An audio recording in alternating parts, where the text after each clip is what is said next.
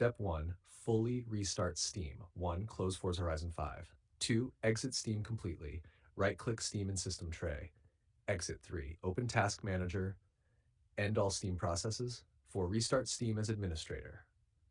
5, launch Forza Horizon 5 from Steam library only. Step 2, verify game files. 1, open Steam. 2, go to library, Forza Horizon 5. 3, right-click Properties, Installed Files. 4, click Verify Integrity of Game Files. 5, wait, restart PC after it finishes. Step 3, run Steam services properly. 1, close Steam. 2, press Windows R, type services.msc. 3, make sure these are running in automatic. Steam Client Service, Windows Management Instrumentation, Xbox Live Auth Manager, Xbox Live Game Save, Xbox Networking Service. 4, restart Steam. Step 4, repair Steam library and cache. 1, Steam Settings, Storage. 2, click 3 dots, Repair folder. 3, then go to Settings, Downloads, Clear Download Cache.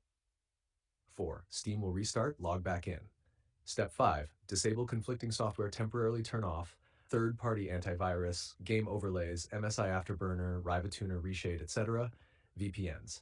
Then try launching again. Step 6, re-register Steam with Windows 1, press Windows R. 2, type steam/flutfig. 3, press enter. 4, log back into Steam, restart PC.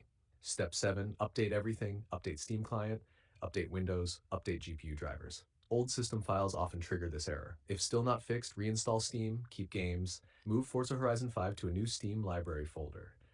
Make sure the game is not launched from a desktop shortcut created by another launcher. Summary.